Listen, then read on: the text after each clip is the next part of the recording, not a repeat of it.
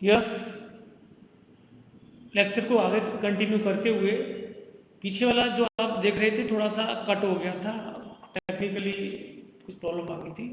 तो मैं आपको ये बताना चाह रहा था कि ये जो आप देख पा रहे हैं कि जैसे आपने उस ट्रायंगल के बाद की बता रहा हूँ, सबसे पहले में आपने उस ट्रायंगल के बाद यहाँ पर ये साइन स्क्वायर एंगल का मान उस ट्रायंगल से निकाल के यहाँ रख दिया है ये, और इसका जो मान आया था वो कितना आया था कि लंब बटे कर्ण, लंब का मान कितना था उसमें n square tan square beta, और कर्ण का मान कितना था one square one plus n square tan square beta. Clear. अब आपने क्या किया इसमें टेन को साइन बटे कॉस लिख दिया, sign square beta cos LCM लेके दोनों तरफ से यहाँ से और यहाँ से कैंसिल, कॉस का यहाँ गुणा कर दिया और एलसीएम लेके हटा दिया उसको। अब इस कॉस को आपने क्या किया है वन माइनस साइन स्क्वायर में चेंज कर दिया है, जिससे कि साइन स्क्वायर इसमें कॉमन आ जाएगा, और कॉमन आने के बाद आप देख रहे हो ये चीज आपके सामने बची, साइन स्क्वायर बीटा को आप यहाँ ले आए। क्लियर। जब आप यहाँ ले आओगे तो क्या बचा एन स्क्वायर बटे one plus n square minus one bracket में साइन स्क्वायर बीटा। जब आप यहाँ ले आएंगे इसको, यानी इसका मान आपने निकाल लिया सेकेंडरी मैक्सिमास के लिए, ये आपने तैयारी की हुई है।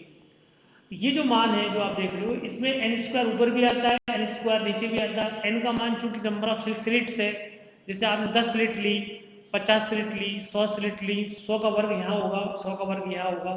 100 के वर्ग की तुलना में एक को छोड़ सकते हो आप, क्योंकि वह छोटी राशि है, और ये एक भी छोटी राशि है, इसको भी छोड़ सकते हो आप। तो आप मोटा मोटी रूप से देखोगे तो ऊपर भी एन स्क्वायर जैसी चीज आ रही है, नीचे भी एन स्क्वायर जैसी चीज आ रही है। अगर आप मोटा मोटी रूप से अब आगे करोगे तो इसका ले दे के अगर आप देखोगे तो ज़्यादा कोई मान नहीं आएगा, ऊपर भी उतना सा ही है नीचे भी उतना सा ही है, भाग लगाओगे लगभग एक जैसा मान आएगा, या अल्प मान आएगा या कम आएगा।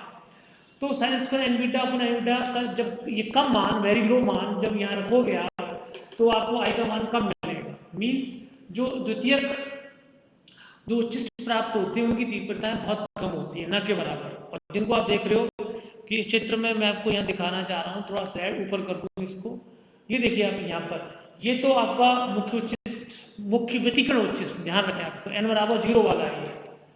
ये द्वितीयक उच्चिष्ट छोटे छोटे बन रहे हैं, इनकी तीव्रता ये वेरी लो आ रही है, ऊपर वाली ये फिर एन बराबर 1 वाला ये तो उच्चिष्ट बनेगा किसी कोण पर, एन बराबर 2 वाला होगा, जिसकी तीव्रता क्या होती जाएगी, कम होती जाएगी। ये ऐसे इस तरफ से, तो मुख्य उच्चिष्ट की तीव्रता ज़्यादा होती है, और n बराबर 0 क्रम वाले की n बराबर 1 की कम होगी, इसकी कम होगी। और ये जो द्वितीयक उच्चिष्ट है इनकी जो तीव्रता है, ये तीव्रता क्या होती जाएगी, इनकी तीव्रता का मान बहुत कम प्राप्त होगा। तो इस तरीके से ये व्यतिकरण वाला जो घटक है उसके कारण से व्यतिकरण जो चित्र है जो आपको इस तरीके से आपको देखने में आ रहा है। आपको पहली बार देखने में ये भी आ रहा है कि एन स्लिट्स के कारण से जो व्यतिकरण हो रहा है, व्यतिकरण की जो फ्रिंजें भी है इसमें, ये समान दूरी पर तो है, लेकिन इसकी मुख्य इसका मान ज्यादा आ रहा है तीव्रता का मान, इसकी तीव्रता का मान कम आ रहा है। खैर ये बात ही पूरी करते हैं, और उसके आगे चूंकि वीडियो को बनाना दूसरे तरीके से था, लेकिन दूसरे तरीके से क्योंकि कभी कभी टेक्निकली प्रॉब्लम आ जाती है, तो मैंने इसमें साथ में ये चीज और जोड़ दी है जो आपके सामने है, grating and grating spectrum. Actually grating जो होती है, ग्रेटिंग का नाम आप पहली बार सुन रहे हो। ग्रेटिंग माने, ग्रेटिंग क्या होता है कि एन स्लिट को प्रयोगशाला में दर्शाने का, प्राप्त करने का एक डिवाइस है, एक युक्ति है, जिसको कि अपन बनाते, जिसको कि बनाकर वहां पर आप देख सकते हो कि एन स्लिट इस प्रकार बनती है। इसको बनाने के लिए क्या करते हैं, एक समतल कांच की पट्टिका लेते हैं।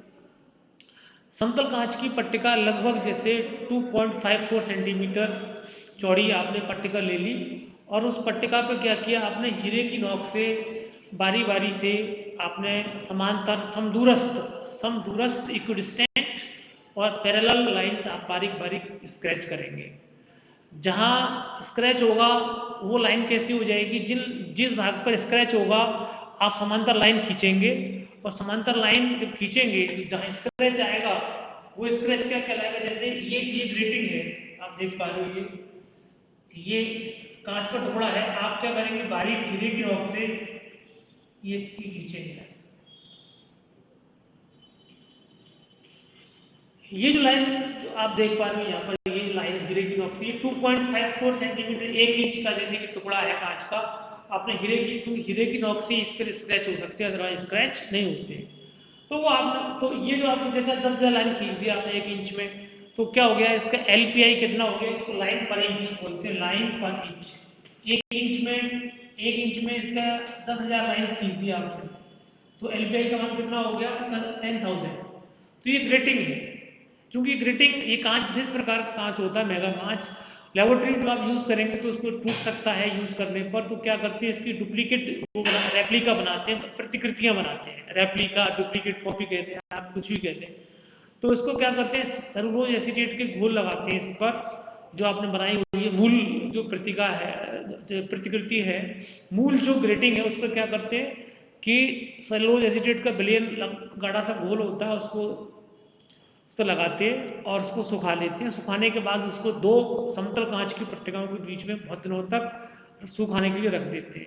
तो जो स्क्रैच है इसकी, जो छाप है इन रेखाओं की, वो छाप वो साधारण कांच की पट्टिकाओं पर छप जाती है, और वो थोड़ा सा इतनी महंगी नहीं होती है कांच की पट्टिकाएं।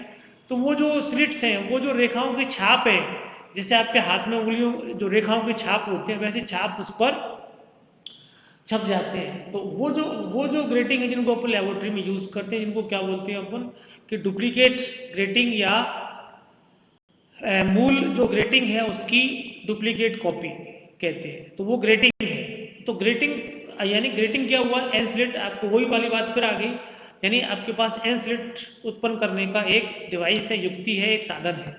तो वो अब उसके द्वारा आप स्पेक्ट्रम कैसे प्राप्त करते हैं, विवर्तन स्पेक्ट्रम कैसे प्राप्त करते हैं, उसका चित्र मैंने आपके सामने बनाया है।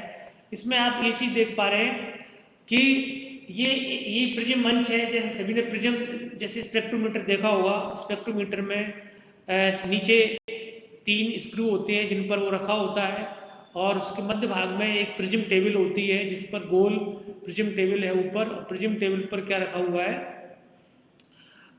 प्रिज्म टेबल पर प्रिज्म मंच रखते हैं, अथवा आप ग्रेटिंग रख सकते हैं, और उसमें एक कॉलीमीटर होता है जहां सोर्स की तरफ, सोर्स से प्रकाश समांतर होकर आता है, कॉलीमीटर में से गुजरता है, और उसके बाद वो उसके सामने आईपीस होती है, नेत्रिका होती है जिसमें कि प्रकाश घुसता है, और उसके आईपीस के उस ओर आंख लगाने का अपना क्या होता है, आंख लगाने, आंख वहां रखते हैं वहां पर और देखते हैं अंदर उसमें कि क्या दिखाई दे रहा है। तो ये आप देख रहे हो, ये आईपीस है, तो ये कॉलीमीटर है, कॉलीमीटर से लाइट आई, समांतर किरणें आई। तो ये जो है ये आप देख पा रहे हैं, ये ग्रेटिंग है, ये पूरा प्रिज्म टेबल होती है जिस पर चारों तरफ 360 डिग्री का पैमाना होता है, और उसको आप घुमा सकते हैं, पाठ्यांक को पढ़ भी सकते हैं, सारी इसमें ये व्यवस्था होती है। और जैसे आप इसको यहाँ रख दोगे, अविलंबित आप जैसे आप रख दोगे, इसको अविलंबित करने का एक तरीका होता है, उसके तहत आप अविलंबित करके प्रकाश किरणें जब इस पर गिरेंगी ऐसे, तो आपको इस क्षेत्र में, इस पूरे क्षेत्र में यहाँ पर आपको प्रकाश आएगा विवर्तित होकर। उस विवर्तित प्रकाश को आप इस कॉलीमीटर को आप पूरे में यहाँ से यहाँ तक घुमा सकते हैं।